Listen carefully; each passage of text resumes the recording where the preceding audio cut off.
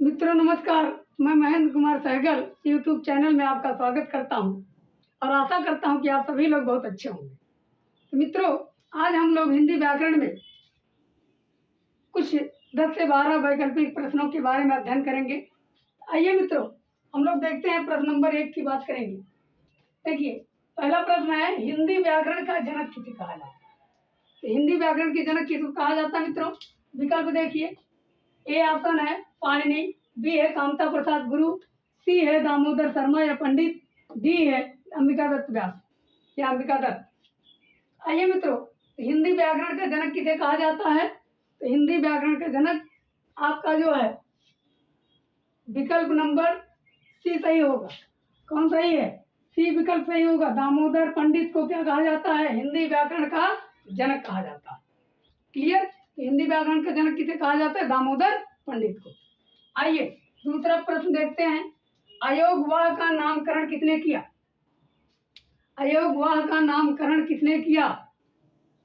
अब अयोगवाह की बात करें तो ऑप्शन देखिए, ए मोहम्मद अकरम, बी किशोरीदास वाजपेयी, सी ज्योतिषवर ठाकुर, डी इनमें से कोई नहीं। तो अयोगवाह का नामकरण किसने किया मित्रों? किसने किया? किशोरीदास वाजपेयी ने। किसने किया मित्रों? किशोरीदास वाजपेयी ने। यानी ऑप्शन नंबर बी आपका सही होगा। ऑप्शन नंबर बी, यानी विकल्प कौन है? विकल्प कौन सही है? बी। अयोगवाह का नामकरण किसने किया? किशोरीदास वाजपेयी। अब यहाँ अयोगवाह की अगर हम बात करें तो अयोगवाह कहा किसको जाता है?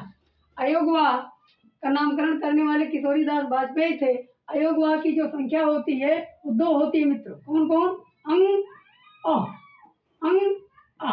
अंग को क्या कहा जाता है? अनुस्वार। आ को क्या कहा जाता है? विसर्ग। दोनों को मिला करके क्या कहा जाता है? अयोगवाह। अयोगवाह को स्वर और व्यंजन के बीच की कड़ी भी कही जाती है। स्वर और व्यंजन के बीच का सेतु भी कहा जाता है। समझ गए इतना? तो अब भी आए, कभी भी पूछा जाए ये जो है अयोगवाह का नामकरण किसने किया, तो किशोरीदास वाजपेयी। एक क्वेश्चन बीएड एंट्रेंस में ये पूछा गया था। अभी आगे एक क्वेश्चन और मिलेगा। देखिए प्रश्न नंबर 3। प्रश्न नंबर 3 की बात करें तो कह रहा है, हिंदी भाषा का पाणिनि कहा जाता है। हिंदी भाषा का पाणिनि किसे कहा जाता है? ऑप्शन ए है दामोदर शर्मा, विकल्प बी है कामता प्रसाद गुरु, सी क्या है? ज्योतिषवर ठाकुर, डी क्या है मित्रों? किशोरीदास वाजपेयी। बताइए हिंदी भाषा का पाणिनि किसे कहा जाता है? यह भी बीएड एंट्रेंस में पूछा गया था। बीएड एंट्रेंस में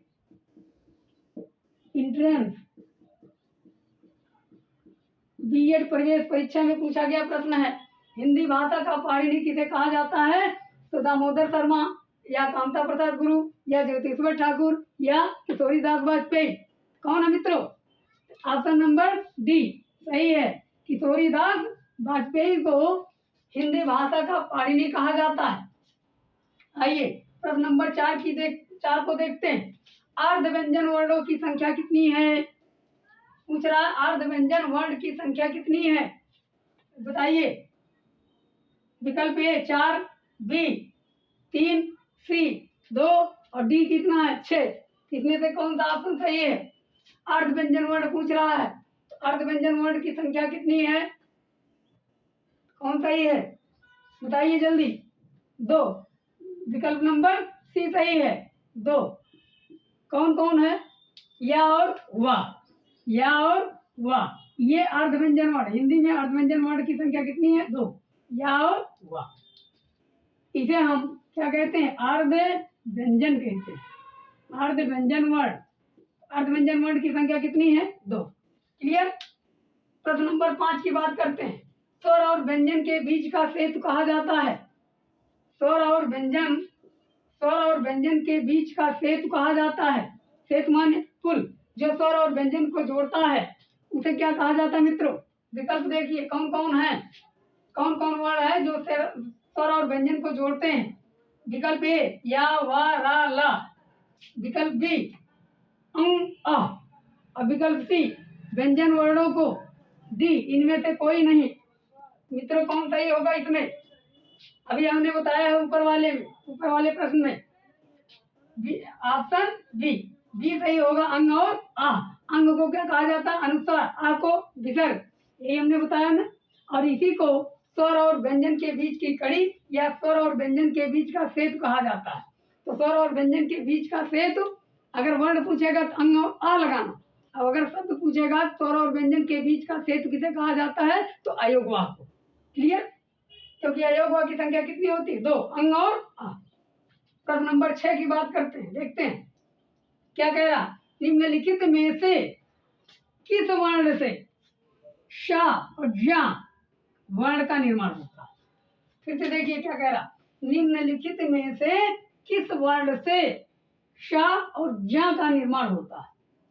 देखिए पहले श, आधा का सा, बड़ा सा, आधा का तालव्य सा, और आधा जा छोटा हरस्व। बी ऑप्शन में देखिए क प्लस षष्ठी सा, और आधा का प्लस या।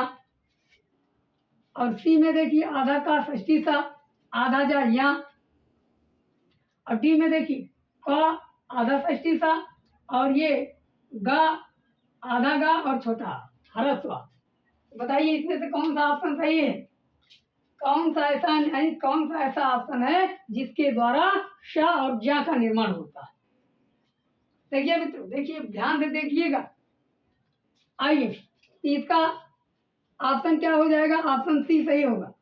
आधा का षष्ठी सा से श का निर्माण होता है, आधा जा और यहाँ से किसका निर्माण होता है? ज्ञ का। इससे क्या बनता है? ज्ञ। और इससे क्या बनता है? श।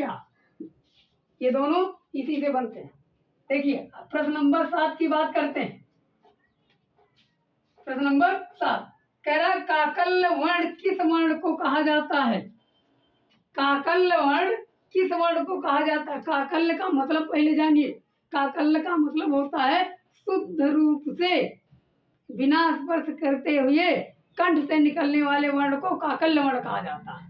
तो देखिए ऑप्शन ए ला, ऑप्शन बी वा, सी फा, और डी ऑप्शन क्या है? हा। इसमें से कौन सा ऑप्शन सही है मित्रों?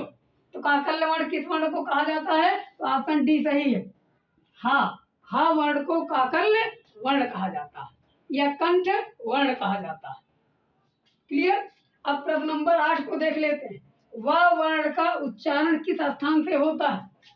क्या कह रहा? वह वर्ण का उच्चारण किस स्थान से होता है? देखिए विकल्प ए दंत, बी मूर्धा, सी कंठताल, डी दंतोष्ठ। देखिए वह वर्ण का उच्चारण किस स्थान से होता है? वह का उच्चारण कहाँ से होता है? ए ऑप्शन क्या है? दंत, बी क्या है? मूर्धा, सी क्या है? कंठताल, डी क्या है? दंतोष्ठ। कौन ऑप्शन सही होगा?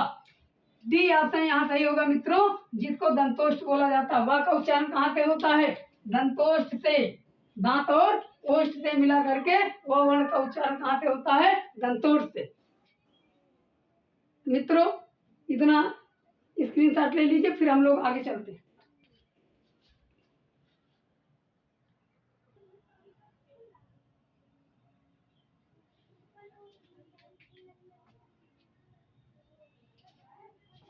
आइए मित्रों प्रश्न नंबर 9 को देखते हैं। प्रश्न नंबर 9 क्या कह रहा है? देखिए पा वर्ण का कौन सा प्रयत्न संभव नहीं है? पा वर्ण का कौन सा प्रयत्न संभव नहीं है?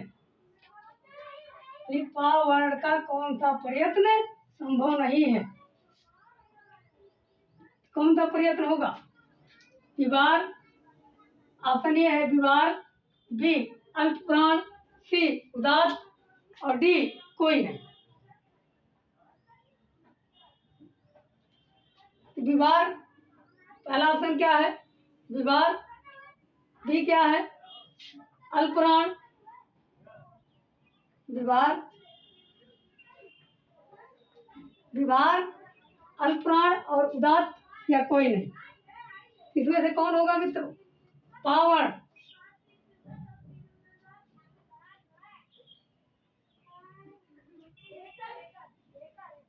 संभव नहीं है पूछा है। किसमें संभव नहीं है? पावड़ का कौन सा प्रयत्न संभव नहीं है? प्रश्न देखिए विवार, अल्पप्राण, उदात कोई नहीं। तो विभार में क्या पाया जाता है? पावण पाया जाता है। अल्प प्राण में भी पावण आता है, जबकि उदात्त में केवल क्या आते हैं? स्वर। अर्थात क्या? सी ऑप्शन सही है। उदात्त अनुदात्त स्वरित्र में केवल क्या आते हैं? स्वर। और जो पहला वर्ण जो आता है वो विभार में आता है, विभार समास घोष, और अल्प प्राण में भी पहला वर्ण आता है। पहला, तीसरा, पांचवा, सभी वर्ग का पहला, तीसरा, पांचवा अल्प प्राण होते हैं, और सभी वर्ग का पहला और दूसरा वर्ण विभार होते हैं। विभार होते हैं, श्वास होते हैं, अघोष होते हैं। समझ आया? पावण का कौन सा प्रयत्न संभव नहीं है? तो कहाँ संभव नहीं है? उदात्त में संभव नहीं है, क्योंकि इसमें क्या होते हैं? स्वर। आइए मित्र, प्रश्न नंबर 10 को देखते हैं। निम्न में से कौन महाप्राण वर्ण है? निम्न में से कौन महाप्राण वर्ण है?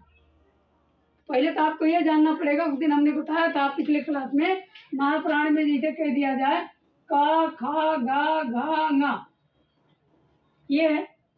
तो अगर कहना चाहें अम्मा, अम्मा कह लीजिए, आ माँ, आ माँ, आ, या अंग्रेजी में कह दीजिए ए मामा। तो पहला, तीसरा, पांचवा अल्पप्राण होते हैं, और दूसरा, चौथा यम से महाप्राण। मित्रों, यह कह रहा है निम्न में से कौन सा महाप्राण वर्ण है? तो महाप्राण उसी में मिला दीजिए। ऑप्शन ए 6, बी व, सी मावर्ण, डी दावर्ण। देखिए कौन नहीं आएगा, कौन आएगा? पूछ रहा है महाप्राण, तो महाप्राण में कौन आएगा? ऑप्शन नंबर ये सही है, छावर्ण। छावर्ण जो होता है वो महाप्राण में नहीं, महाप्राण में आता है। बाकी जितने हैं, माँ है ये अल्पप्राण में, दा है तो अल्पप्राण में, वा है तो महाप्राण में आता नहीं ये, बल्कि अल्पप्राण में आता हो। क्लियर? अब प्रश्न ये 11वां नंबर देखते हैं। प्रश्न नंबर 11 देखिए, कह रहा है यथेष्ट में कौन सा समास होगा? यथेष्ट में कौन सा समास होगा मित्रों? ऑप्शन ये देखिए, कर्मधारय समास, बी अव्ययी भाव, सी नए तत्पुरुष समास, डी मयूर व्यंजक समास। मित्रों कौन होगा? यथेष्ट में कौन सा समास बनेगा? यथेष्ट में मित्रों यहाँ अगर तोड़ेंगे तो कौन उपसर्ग होगा? यथा धन इष्ट। यथा धन इष्ट। इष्ट माने बड़ा, यथा माने के अनुसार। यथा उपसर्ग आया, कौन समास होगा मित्रों? अव्ययी भाव समास। जहाँ यथा उपसर्ग आ जाए वहां कौन समास होगा? अव्ययी भाव। अर्थात कौन ऑप्शन सही? बी ऑप्शन सही। देखिए प्रश्न नंबर 12 की बात कर लेते हैं। मुहनचवा में समास होगा। मुहनचवा में कौन सा समास होगा? एक समय था जब मुहनचवा आया था, फिर बीच में छोटी कटवा आया, तो मुहनचवा में कौन समास होगा? देखिए ऑप्शन ए क्या है? तत्पुरुष समास। बी क्या है मित्रों? बहुब्रीहि समास। सी क्या है? द्विगु समास। डी है कर्म तत्पुरुष समास। मुहनचवा में समास होगा। मुहनचवा में कौन समास होगा? तत्पुरुष होगा कि बहुब्रीहि होगा कि द्विगु होगा या कर्म तत्पुरुष होगा? क्या मित्रों कौन होगा मित्रों? यहाँ ऑप्शन नंबर डी सही होगा, कर्म तत्पुरुष। कौन तत्पुरुष मित्रों? कर्म तत्पुरुष। इसका अर्थ क्या होगा? समास विग्रह, मुंह को नोचने वाला। तो कर्म कारक का चिन्ह क्या होता है? को। तो मुंह को नोचने वाला मुहनचवा। आइए मित्रों प्रश्न नंबर 13 पर चलते हैं। खरारी में कौन से समास की निष्पत्ति होगी? खरारी में, खरारी शब्द में कौन से समास की निष्पत्ति होगी? कौन सा समास बनेगा? देखिए ऑप्शन ए है तत्पुरुष समास, दूसरा है बी बहुब्रीहि, सी कर्मधारय समास, डी उपपद तत्पुरुष समास। खरारी में कौन से समास की निष्पत्ति होगी? खरारी में कौन समास बनेगा मित्रों? तो खरारी तो काफी लोग जान ही नहीं पा रहे होंगे। खरारी कहाँ किसको जाता है? खरारी जो पर्यायवाची है वो राम की पर्यायवाची है। खरारी किसकी पर्यायवाची है? राम की। क्योंकि उन्होंने, आपने रामायण में देखा होगा, खर और धूतर दोनों भाई थे। खर और धूतर ये गधे का रूप धारण करते थे, इसीलिए गधे की पर्यायवाची भी खर है। गधे की पर्यायवाची क्या होता है? खर और धूसर, ये दोनों भाई गधे का रूप धारण करते थे, इसीलिए खरारी। खर को आरी माने मारना, खर माने खर, खर को मारने वाले अर्थात कौन? राम। तो यहाँ समास तो दो बनेंगे, तत्पुरुष भी बनेगा, बहुब्रीहि भी बनेगा, लेकिन जब बहुब्रीहि अगर विकल्प में ना रहता तब तत्पुरुष आपका बनता। कौन तत्पुरुष बनता? अगर तत्पुरुष में बनेगा खरारी में, खर के अरि, तो खर के अरि, तो काकी के कौन कारक? संबंध कारक, तो संबंध तत्पुरुष समास बनता। लेकिन विकल्प में बहुब्रीहि समास भी दिया है, इसलिए प्राथमिकता आपको किसको देना पड़ेगा? बहुब्रीहि को। बहुब्रीहि समास यहाँ होगा मित्रों। आपका नंबर भी सही है 13वें में। यानी खर के अरि हैं जो वह, खर के अरि हैं जो वह, अर्थात खर को मारने वाले हैं जो वह, अर्थात कौन? राम। आइए प्रश्न नंबर 14 को देखते हैं। गुरुवोधार्य में किस संधि की निष्पत्ति हुई है? गुरुवोधार्य में किस संधि की निष्पत्ति हुई है? कौन सी संधि बनेगा? पहला ऑप्शन ये है वृद्धि स्वर संधि, बी क्या है? गुण स्वर संधि, यहाँ सी क्या है मित्रों? यण स्वर संधि, और डी क्या है? दीर्घ स्वर संधि। कौन स्वर संधि मित्रों? दीर्घ स्वर संधि।